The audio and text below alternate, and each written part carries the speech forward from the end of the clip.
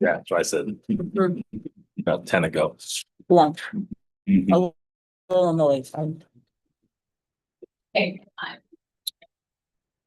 we're gonna call the August 4th, 2025 joint water board meeting to order. The first item on the agenda, public participation. Please. Thank you.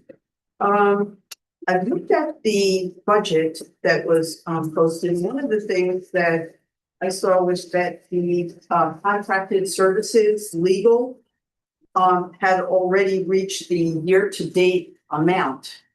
And that was only through the end of July. So they're over 100% expended. So I think that's something that you're gonna want to keep an eye on. As far as the meeting minutes, only one small change that I think, it said that the meeting minutes from the previous meeting were approved 4-0, but since there were 5 people here, it should have been 5-0. Also, at the last meeting, the recording had, the meeting had already been adjourned. Vote was taken and the recording had stopped, but yet there was a discussion that continued. And I appreciate the fact that Tom Colgan mentioned that, they're talking about procedures and yet, the meeting was over and the recording had stopped. So I'll just be a little more mindful of that in the future. And the last thing is about the bylaws. There are just so many changes that are needed on the bylaws. There's outdated sections, like on electronic meetings, so everything should comply with the open meetings law. There's things like the section on what the secretary is supposed to do. I don't believe that's really happening. Other little things like the meeting, the first meeting of the year has to be on a Thursday. So there's so many things on there that really need to be updated. Right. So I think for just a point of information that your last point there might help explain your first point about the legal bills. Because the attorney has been assisting the IMA committee.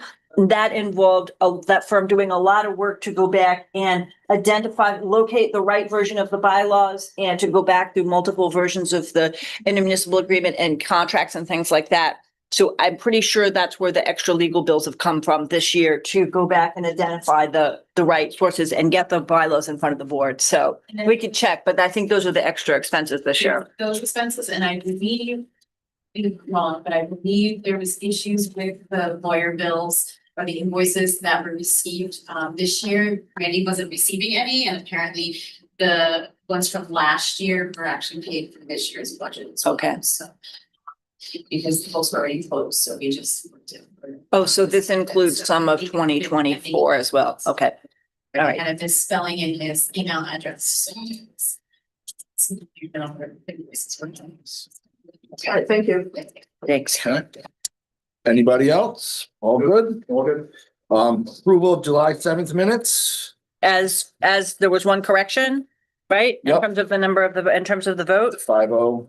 the 5-0 vote. Okay, then I would, with that correction, I would move to adopt. And seconds. Second. All in favor? Aye. Any Opposed?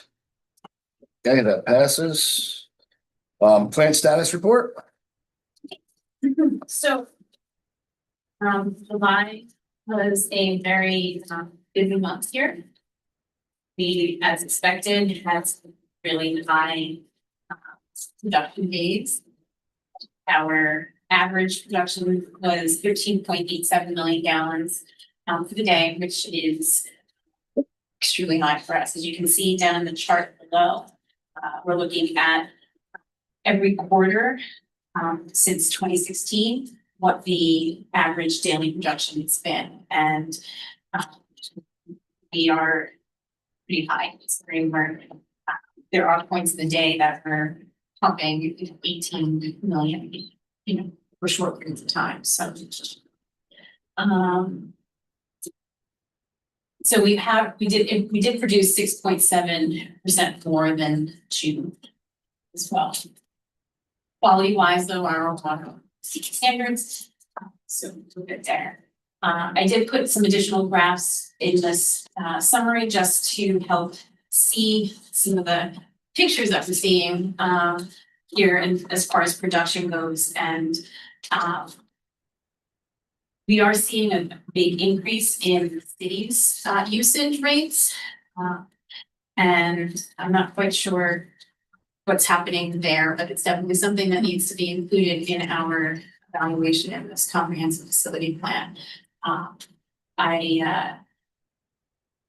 I've talked to Tom recently about it. I know one of the things that we're seeing over the past several years is the town moving the reservoirs for the town a little bit differently. So I was wondering if that could be contributing to a portion of our increase in production, but there's definitely a big piece of the city that needs to be addressed. And I'm not quite sure where it is. I do know that over the past several years, when I'm writing the annual water quality reports, the unaccounted and unmetered water amounts does seem to be increasing. And I've plotted that over time just to see there's definitely a big change. So We're starting our leak detection now, so we'll see if there's anything major happening.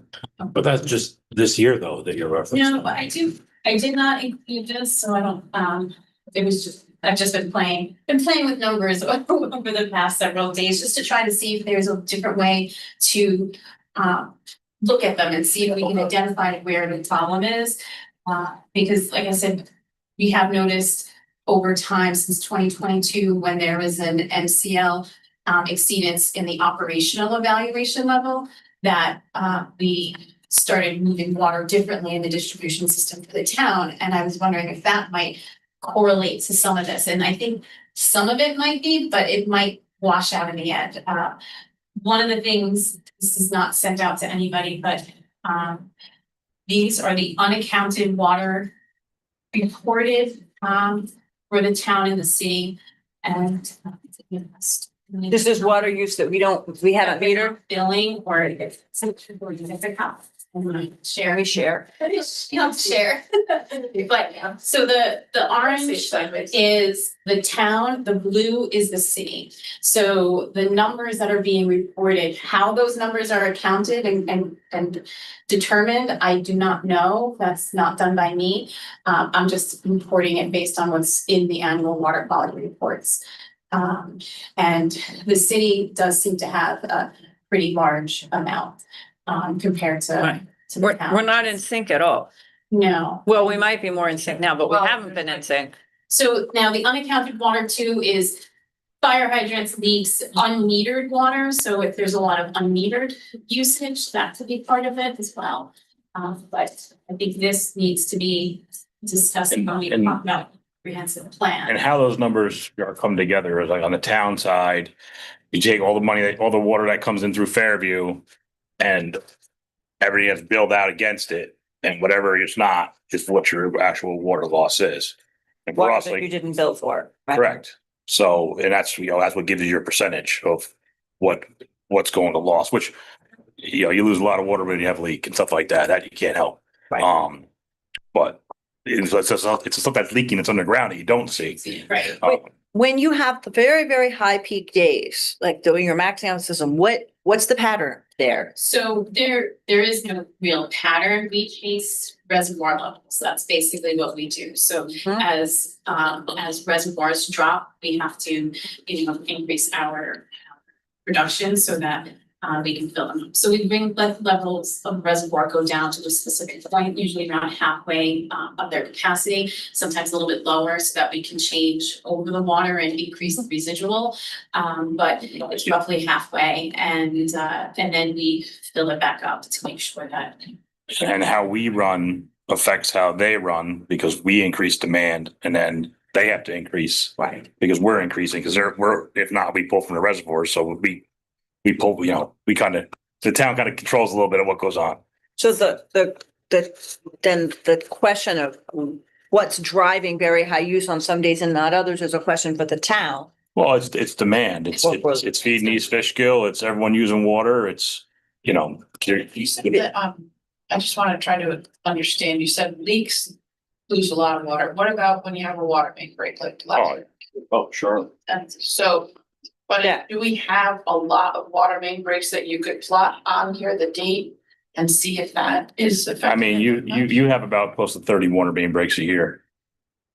That's, and then that's not, that's mains, that's not including services, you know, then you have hydrant use and all that stuff, that's unmetered water, so. And I just need a refresher on how the city, how you would be able to attribute what water goes to the city and what goes to the town. The way it's done, from my knowledge, is you take what the town takes, what third party takes, you subtract that from the production of the plant, and that's what gives you the city the numbers. That's what gives the city its numbers for what water they've taken in versus against what they bill for. So they're only. They don't have, there's no meters on their transmission stuff that's So they're indicating. arithmetically calculated. It's not a valve that you can read.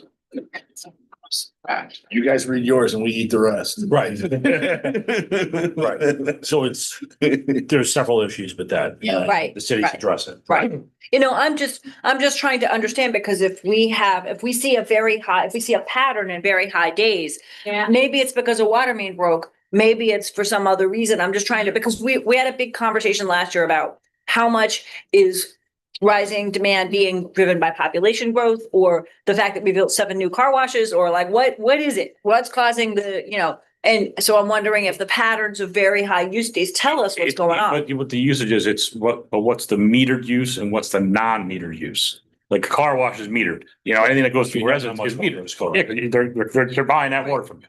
It's when Right. something blows apart, that's stuff that's unaccounted for. Hydrant Right. flushing, even we count the hydrant for where our flushing stuff. Fires with, fire department doing training. Yeah, they blow a lot of water in training, so. Or water mains that are leaking underground. that are not Exactly, known. yeah, exactly. That's the biggest one, I would imagine. I did try to plot it to see if there was a trend by month, to see if there was some higher usage, and I really didn't see anything drastic, so I think it just complicated matters a little bit. But what my concern is, and what I hope that we can achieve going forward with the comprehensive plan, is maybe even touch up the wording a little bit so that we can get a better idea of how best to operate our system. And maybe there's something that we're missing on how we're using and optimizing our production. But Okay, great. point that I just. Yep, thank you. Then there's all the sludge stuff, everything was pretty much steam there. So overall, our system operated well. We do have some bigger kind of issues going on. Our low lift pumps, we have 2 that are having an issue, which ultimately led to a 3rd issue. So low lift pump number 2 is beginning to whip, so the shaft itself needs to be rebuilt.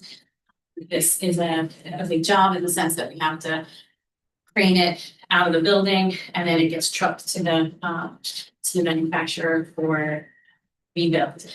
This is an unplanned job. We were not planning to have to do this, so the expense of this is a little bit on the larger side. So we're hoping to be able to fit it into the budget and not have to dip into the contingency, but time will tell as we get farther into the year. The other issue that we're having with our low lift pump is that low lift pump number 1, the flow was dropping out. So our maintenance crew went down to the low lift in order to see if they can identify a blockage or some issue with it. While they were trying to drain the well to get in it, they identified that the well was not draining like it should, and that's because the valve to close it wasn't closing. And it turns out that the shaft that closes it it's been in there since like the 60s, is corroded and broke. So our maintenance crew is amazing, and they were able to figure out a way to get it to close by changing some stuff around down there. They got it closed, they were able to get in the well. I'm not quite sure exactly what's going on with that flow pump still. It does look like maybe there was something in there, so they saw some scratch marks, but It's still not 100% sure. There's a possibility that it has something to do, that is one of the variable speed pumps, so there might be something going on with the controls for that. We're not sure. Time to tell. It's operating right now, okay, but what we do have to do is address that valve with the broken shaft. So what you see is the picture of the broken shaft from the well, and they are having one manufactured. We were a little concerned because some of the parts that they were saying they might need, is potentially on like a 10-week waiting list, but we think we have another different ability to get those parts. So it might not be as long. So there's that. The other thing that we have going on is the high temperatures that we've had this month does create an issue in our ozone building. The ozone generators overheat because they were designed to have cooling water that utilizes our service water, but our service water is 82 degrees. So it's really not doing anything to cool. So they will ultimately shut down. So it just causes alarms and whatever. We have to deal with that. What we've done, our maintenance department has raised a dry ice setup where they're able to cool some of that water enough. We also got a couple of portable air conditioners to try to keep that area really as cool as we can. But we are going to have to investigate different options, some of them touch of the sorts, but that'll be a bigger expense for next year. And so it's that. And then we did partake in 5 different energy curtailments this month. So I'm sorry, we've participated. There were 5 called, but this past one, the last one, which was just last week, we were able to do on that. Presentation so.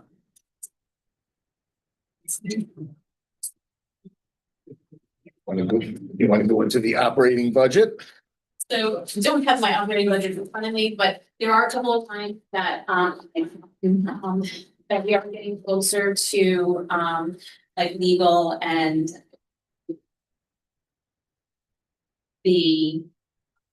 there's a couple of training lines and then our garbage disposal, and that's a specialty one. It's not our normal regular garbage. It's when they have to bring in trailers or dumpsters for specialty jobs. So we'll have to address those. But right now, the maintenance supervisor does think that we might be okay as long as the job comes in like he's expecting. But time will tell. Project status report, the filter under drain.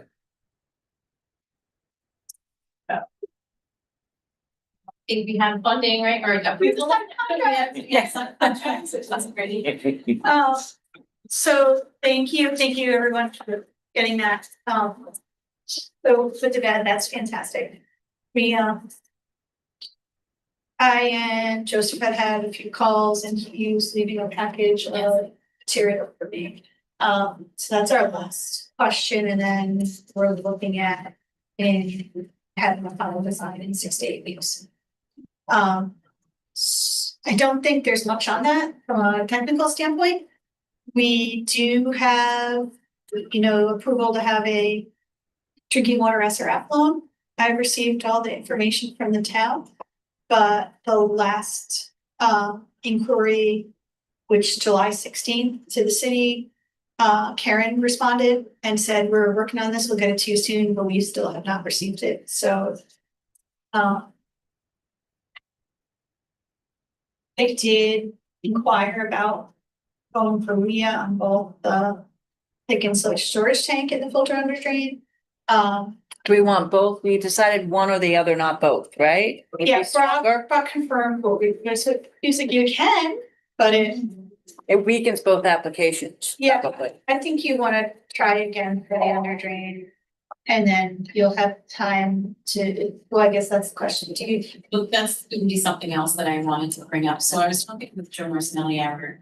And he had an idea for the TSST tank, and that especially if we're looking at potentially having bigger things down the road, that you may be able to do something like mining that tank, where, rather than replacing it, and that would save us a lot of money. He kind of threw out an estimate of like maybe 80,000 compared to, whatever, like millions for building a new tank, but, that's just a bill, We just would need to know how long that would last and, Right, so right, he's gonna do some more investigating on that topic, so. yeah, I sent you the email, or there's a Precision does an NSF 60 code. That's recoding, but they're gonna be able to get into the tank, but Mhm. they've done finished raw water tanks for us before. They're pretty good, they're out of Schenectady. What was the last communication you had with Karen? You said that was on July? Okay. Was just checking in, and then. Was I, did Yeah, you, it was- okay, It was there. Now, I don't know. I think she replied to all, okay. but we're working on this, but Mhm. I should have been the following week. So filter under drain replacement, what, can you talk about the timeline? Because there's the timeline of planning that process and it's already like some is already underway. And we can't apply for a grant for anything we've already done, right? Well, so from an engineering perspective, it's all about when everything has been completed, right? So you can't apply for grants for things you've finished, but we haven't finished anything. Oh, but you can apply if you've begun the work, But but it's not- underway. Right, and that we're doing it in compliance with their standards, which we are. We were procured competitively and we have a WMDE compliance plan for 20% of their, which is required for the loan itself, but also will be required for the years. So the order board can commit that we're, to have done everything. And construction hasn't even started, so. Right. And that's obviously the largest change, so. Right. The timeline being that we're therefore committed to doing it within one grant cycle, and if we don't get the No. grant, we're, Only right, in other words, we're, give you a timeline. Right. We tried once, we're gonna try again. right. I think next year. If we did not receive the grant, we're committing to go ahead and pay to do it because we've tried twice and not got the grant, is the Yes. argument. And you do at least have the loan funding Okay. is locked in, and that's what we're Yep. trying to Okay. continue to send information and Got it. to the loan agency to get that locked in. So I just had a question about the drinking water SR. That's the information that Middle filled out, all those Yes, yep, questions. got all of that, yeah, That's really good. Yep. done. So there'll be follow-up. Gotta say, like, that's the one piece where I think you can't, getting these applications done when people are closing, you can't have closed on that loan, I think, and get the grant. So we haven't closed on it yet, but it takes quite a while, it takes months after Oh, so spending in you're all the information. simultaneously trying to get the WIA grant and the Not- loan, Yes, and get the loan, But but we are sure. approved for the loan last year. but make sure we don't close on the loan before we find out about it. Yeah, those are like tricky. Yeah, that is true. But it takes months, they have to go to the approval process, so we just need to. There's gonna be, getting everything in and submitted to them isn't going to close that door. It takes a while before you get on their legal docket and then it's formally approved, it's not, as soon as you have everything in, but we wanna be waiting on them, them waiting on us at this point.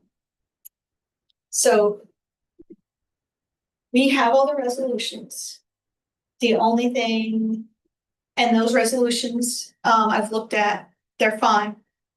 I'll see if there's something that we need to refresh. I think it'd be the signature page. But the resolutions are appropriate, have the right number in them, so, but we don't need to revisit that with Okay, the good. city council or the board. Town board. But we do need to be aware that this is a capital plan. But this is a project that's going forward. And that if we don't receive the grant after two tries, right, it needs to be part of this part of the capital plan. And I don't know the timeline for getting the joint water plants budget and capital plan to the town, but we need to make sure that both city and town have those. So. As far as at least some level of city council for notification, both entities passed a resolution last year for bonding the full amount of the project. So there is an active resolution for the full project's bonding. Right. Yep. We just need And to that's what I'm using. That's what I'm using again to apply it. That's great. We don't need to do it again. I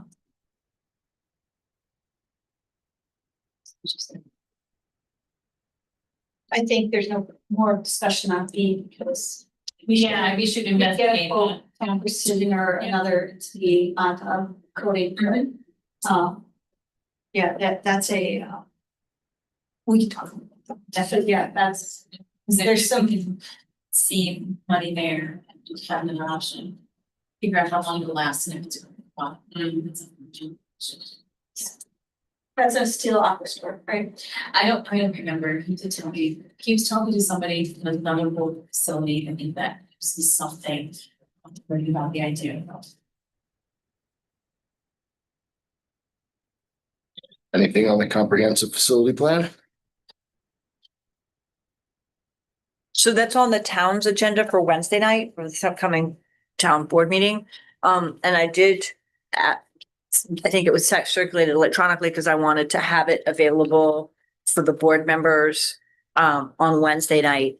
There are two things that I just wanted to tag. One is the scope of services.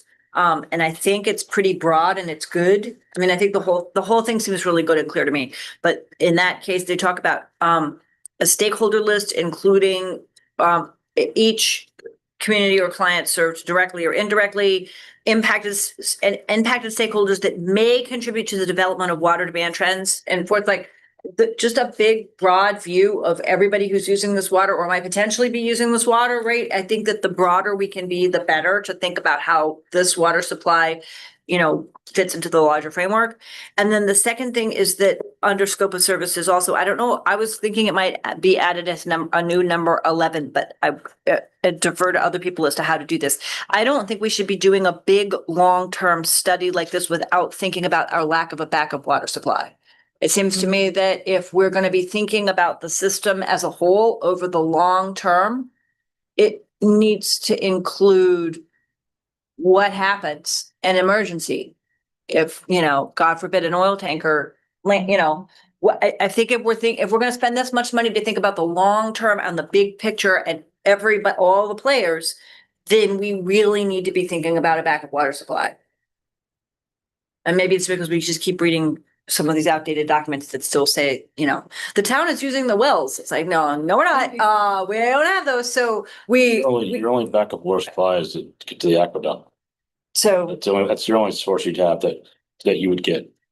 potentially, or we have an agreement to intertie with another system of some kind. I don't know. I don't know what the options are, but Pull water from the river. it is not, well, I think understanding the nature of potential threats to the supply and what the options are has got to be part of this. I don't think we can just ignore that. Does that make sense? Wasn't that part of the study that was gonna be done? I'm curious, and I'd say I have a copy, but I have not delved into it. The Hudson 7 just completed the source water protection study. Did that discussion become a part of it? Did emergency? Not really, if I remember correctly, the majority of it was basically pushed back to the municipality that, that they should be identifying their emergency source. Okay. And what your emergency plan would be, and who's going to truck in water, where you're gonna get your bottle. Most of that 7 at a point about water sources. And if that should be handled at the municipal level rather than the joint water plant, then we should we should respond accordingly, right? But it seemed to me that the water plant ought to be maybe thinking about that as well as part of the larger picture. How could it be handled at the municipal level if all the water comes from you? Well, I mean, if Would this we joint have water things plant stops sending us water, then the city and the town would have to figure out different what ways? we're doing in terms of trucking in water, providing bottled water, that sort of stuff under emergency circumstances. But it would seem like it makes sense to think about this together Mhm. as part of this long-term plan. I mean, I'm happy to have someone who yeah, this is not my area of expertise. So maybe this doesn't fit under here, but I feel like something this long-term and this wide-ranging ought to grapple with that question. You get time to do it. And part of this, I mean, you're doing the extent of this, it's a projection of it. And if we do need to build another facility downstream, upstream, whatever, there's gonna be a point in time where you have to maybe switch things over, shut it down for a few days. I would assume you'd have to be ready to like do the flip switch. So when you do go to build, if you have to build any more add-on, you have to be ready for that, right? And A plan. you run on storage, you run on some reservoir. Because you have a certain amount of time you can play. Or what? To drains and all that stuff will be good. How a while? That depends. Well, yeah, Yeah. A lot, it's long. yeah, it's a set of stuff that we should be thinking about and talking to everybody, all the neighbors and stakeholders, right? Everybody. With emergency, it's not emergency, but you think, if I recall, we've got commentary also about awareness or impact of salt problem. For sure. That could be a that could motivate, I think gets mentioned in there as another consideration. I'll check it out, but I thought there was a mention to it, but that was one of the things I was thinking, right? I mean, there's the, and what we think about emergency, we tend to think, major issue with the plant or, oil tanker on the Hudson, but what if salt line moves, right? yeah, it's not, but it's gonna happen over time. It's not gonna Right. be like Right. spring upon us, but Right. it's one of the considerations in, I think that's specifically noted that there needs to be a discussion about, what is the status? It came up higher in the past, I thought, and the only thing that had to be done was they put out a public notification that if you were, had high blood pressure or something like that, you were, recommended not to drink the municipal water. Yeah, I haven't seen it. It was a while back. It's during drought conditions, so last year we came pretty close, but the salt fund did not come up to this point. The last time I was like 2008 when that occurred, and what we do is we do put out a public notice. It's always in our annual water quality report that we exceed the recommended 20 in a really low severely restricted diet of 20 milligrams per liter. But we did put out a public notice and then we would pump around the tides so that we would, decrease the amount of sodium coming in. The problem with that though becomes when we're having such high demand, production that we don't have that ability to necessarily pump around the tides like we'd like to. Right. So that's just something that we need to keep in mind. Same thing for an emergency situation if something was to happen while Right. they're dredging down the Right. road a bit. That buffer that we have to be able to use the tide in our favor kind of goes away with such high demand. Maybe that could be just, those issues could be highlighted a little more in the RFQ. I mean, it's one of the things that I've come to appreciate a little bit as town supervisor is how, when you talk about climate change, what you're talking about is, a giant storm and suddenly your sewer plant is overwhelmed, or the salt line moving, or drought, or pure, Or the water real being specifics. freeze and we can't cool off. Exactly. I was just thinking about that, right? The warmer water temperatures and things don't work the way they have. So it's something we really ought to think about. And maybe Hudson 7 could partner and help. So we'd like to add, I don't see it in the document. I mean, I ran through it again really quickly. So we're gonna add something about studying the saltwater front. And add the we're just seeing that our spot, that was mine too.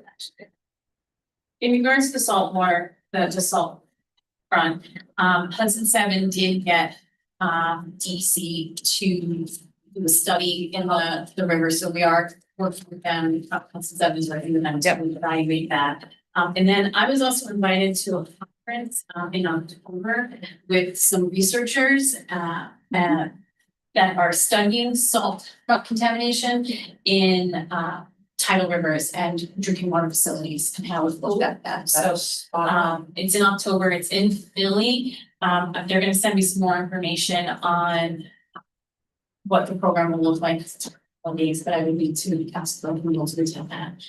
But they're, Robert Champ, the professor that was working with the facility on various issues in the river, had asked me to attend. So. You asked this, I think that is exactly what we're just talking about. Exactly. I think that would be in a tidal river, in an estuary, with drinking water and salt water. There's a lot of municipalities, a lot of drinking water facilities that are facing the same issues as us. Good. Right. September joint water meeting date change. We're changing the date. So the calendar has it as Labor Day, so I don't think. Oh, yeah. On Labor Day, so. About September The 8th 8th. is the right. So that September 8th should be that, the correct date, so.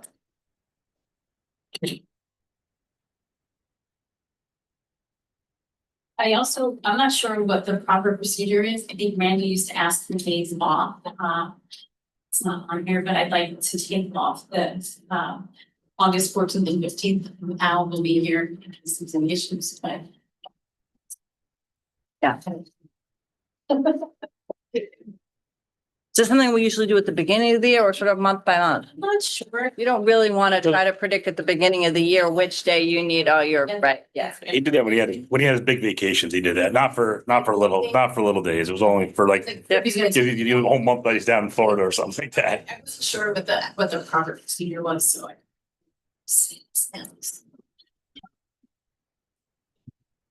Document scanned by the lawyer. Do we need to? So, Dylan has asked me what the board would like to do with all of the documents that they got from the previous lawyers, like 14 boxes of documents that have all been scanned.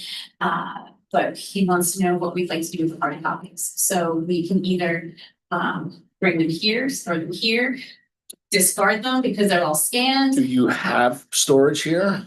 We could find some places for 14 boxes if we want to keep them. The question is, do we want hard copies or are we okay with the scanned versions? I do have copies of the scanned versions on our servers, which are backed up by City Hall.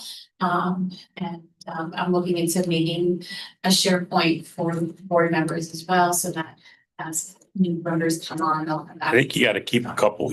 I would say keep. They got- It's 14 boxes and you can store it. Okay. I would keep them unless he has identified a lot of duplicates. I know he found, stacks and stacks of stuff. And if he feels that there's any culling that can be done that would be, duplicate materials or whatever, then we could, but otherwise it's better to keep it. You just never know. Yeah, I just printed the important stuff. It's only about that big. Yeah. Yeah, it was 14 boxes of drafts and correspondence and things like that, but it's of significance, right? He managed to Yeah. distill out the copies that we needed. Definitive stuff. And so the other item that's on here is also with like the Dylan issue. There's some questions on and unfortunately I don't have enough information to share it. There has to be with the third party and I think we're gonna have to wait for him to be here and so I move that we discuss that on September 8th. All in favor? All right. Right? Opposed? Unanimous. Old business bylaw review. I think that I can step out. yes. Can I engage the public?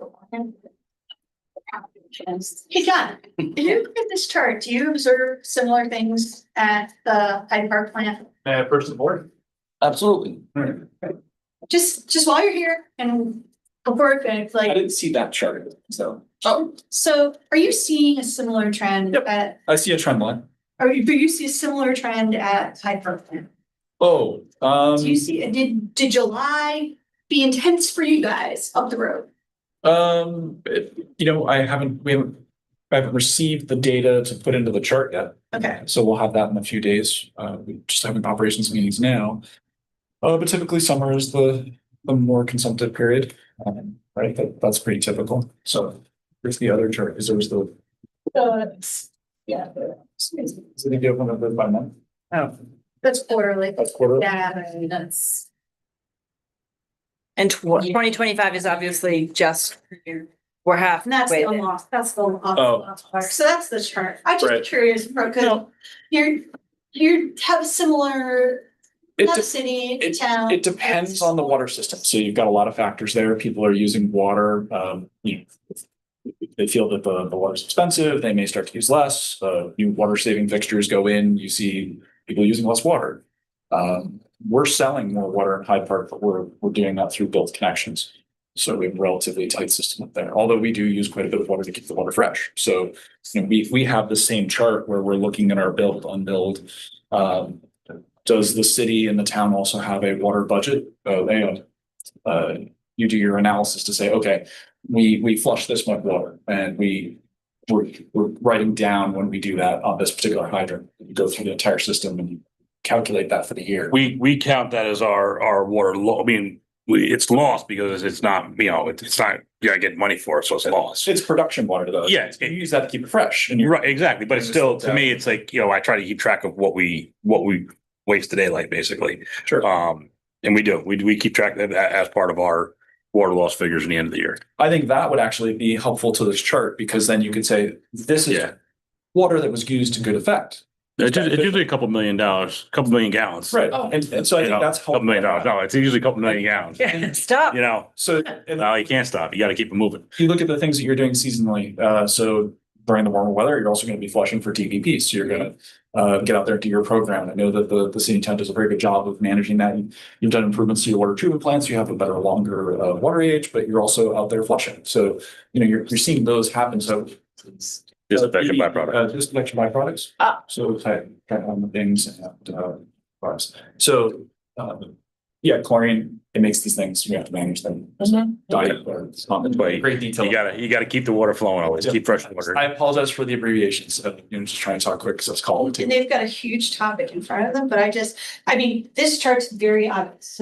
It's very, very clear. It's clear when it starts to changes. Yeah. And where I think we all were somewhat unsatisfied is not that there's a clear trend, but why?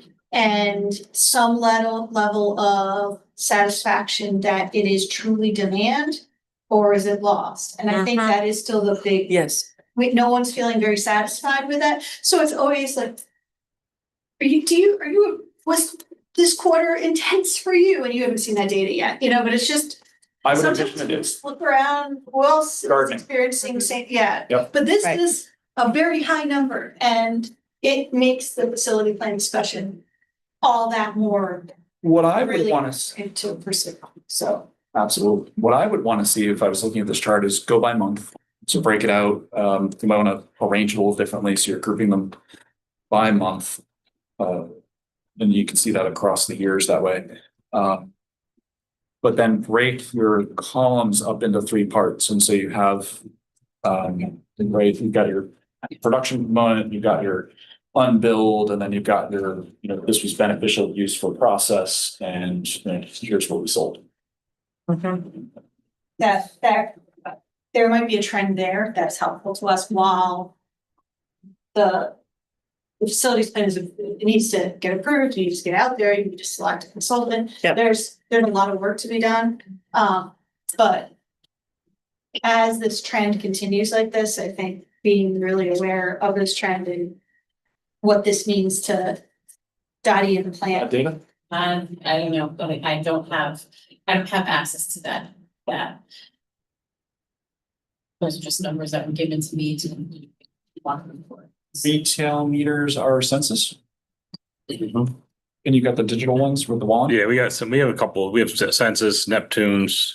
We're trying to, the Neptune years ago, the town had, you couldn't just have 1 meter, you'd have 2. And there are still some of the commercial meters that are that are Neptunes that we're trying to like phase them out as they become problems. Like, now all the systems are moving more and more to, radio read systems. You start to see the inconveniences in the different meters.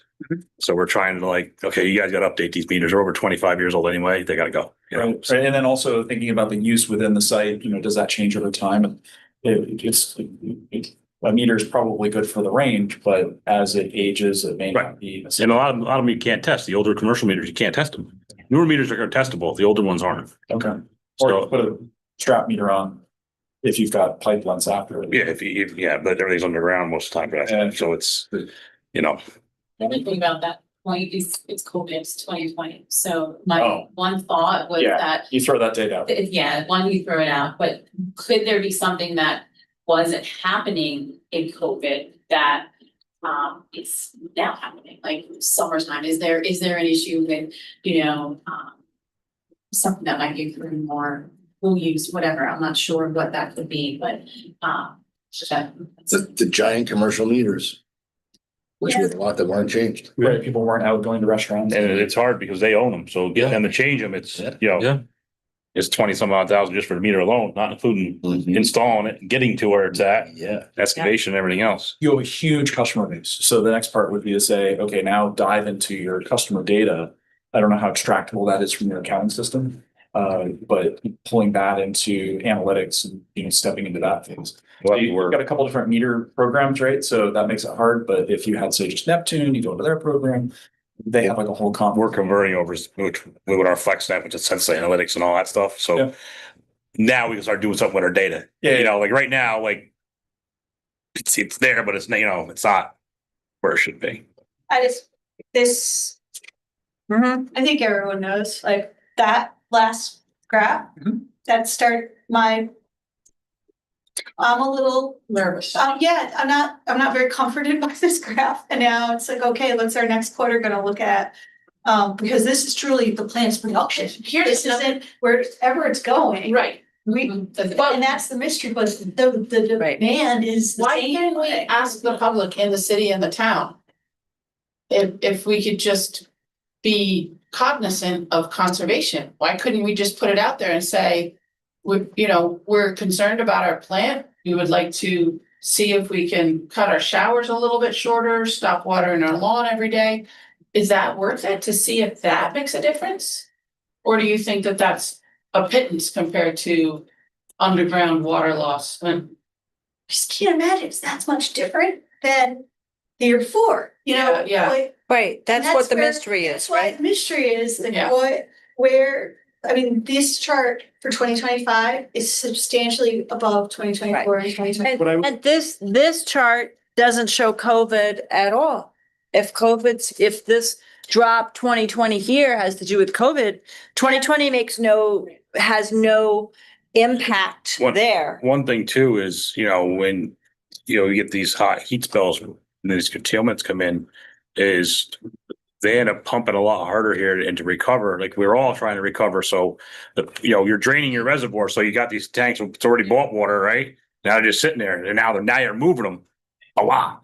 Because of the heat. But now you're using what's in there. So then you gotta refill it. So then you're using it, you're refilling, like you're moving. Rate could be higher, but your overall should be the same. You know what I'm saying? I mean, You know, you're You're using, getting lost to You're- evaporation because the tanks are covered, right? Yeah. you're right, yeah, no, it's So it's not evaporation loss. no. You're refilling yourself constantly. So like, we're trying to fill 5 million gallon tanks. They're trying to fill a 5 million gallon tank up there. So like you're moving that water you already have too. So you're reproducing more water to refill them again. And trying to catch up. It was 0 though, right? So that should average out. Right. Yeah, but we could get Vassar Hospital and the Dutchess County Jail get brand new meters and all of a sudden that'll skew that thing in a second. That's on 2 meters. Well, I was missing your meter certification program. Yeah, so and those are 2 new projects. That's Yeah. good, yeah. Yeah, as part of their upgrades, they Yeah. change that stuff. Yeah. I know you have a huge topic on here, but just Right. this Let's do so. Use all the resources. And there happens to be one sitting in the room. Yeah, So, sorry. thank you. No, thank you for inviting me to the table, and I would say, do a trend line, get a P-score on this and see how, whether or not that's significant. You literally have a place at the table. Thank you. That looks great, by the way. I do see, like, my eye goes to that. Right. All the data for every quarter appears to be going up for my eye. Yeah. But trend line P-score. Yeah. Right. Thank you. But no one wants me for bylaws, do No. I don't think so. Right. Well, yeah. Do you so- want pizza delivery? No, well, I'm gonna suggest that we create a subcommittee to work on the bylaws a little bit. Because I do think as Darian says, they are not in compliance with how we're operating. And so then there's always this tricky question of how much should we be changing what we're doing to reflect, to go back and reflect the bylaws? And how much are you reflecting changing the bylaws to reflect what we're actually doing? And it's a complicated set of things. And I wonder if maybe, at least for an initial shot, a subcommittee of some kind, I'd be happy to serve on it, could just take a look and think about this. In a related issue, the IMA working group, I believe, will be providing a written report by September. But this was a piece that really, one of the pieces, in addition to third-party contracts, that the IMA working group is going to kind of bump back to the board because it just seems beyond the purview of the IMA itself. This is how does the board want itself to run? But for example, we've always said that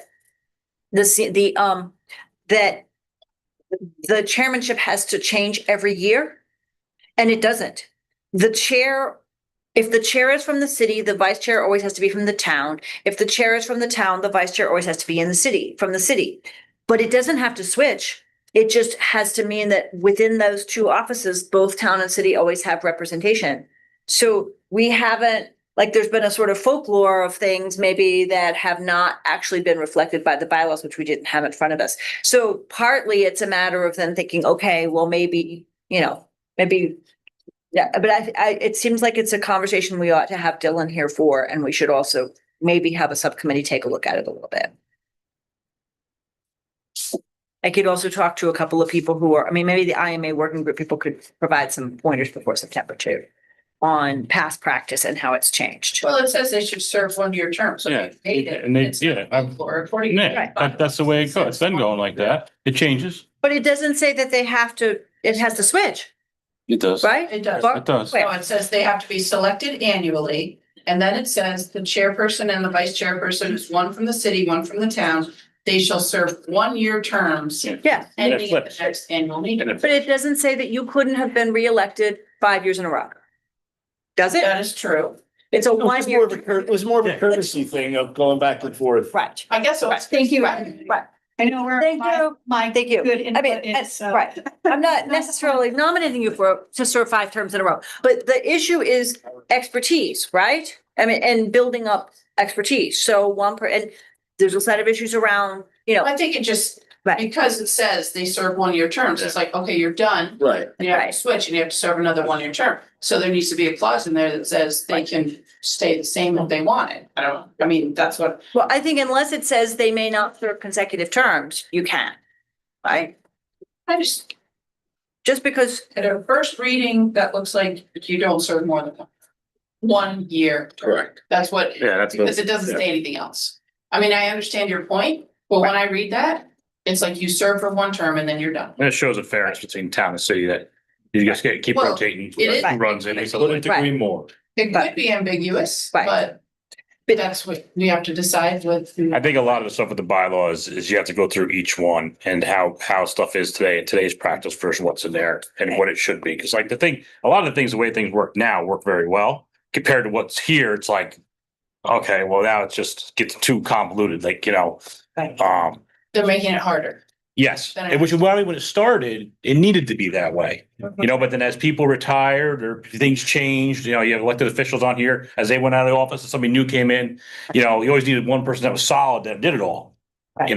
So that's why I think it probably ended up where it's at today, Right. it runs very well in a lot of Yeah, aspects. the board needs to have institutional memory and strength. We absolutely need a balance and fairness between the city and the town. What does that look like? And also, how do we make sure it's a strong board? Because in terms of a bunch of different things, we've been trying to strengthen the board over the last year or two.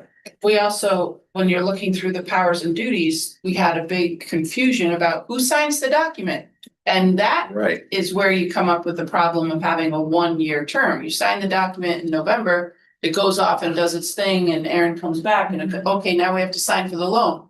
Well, you're not the chairperson anymore, so who signs? Remember that whole thing? About who signs, chair, vice chair, secretary? And then who can sign for legally for money? You So can't. that has to all get ironed out, but you're right, we can't do it without Dylan, and we have to. And then- Right. And also, this board can fire Dottie. That's not right. Yeah, All three entities. Yeah. Where the city. yeah. Dottie's a department head in the city. Right. But not, I mean. I know.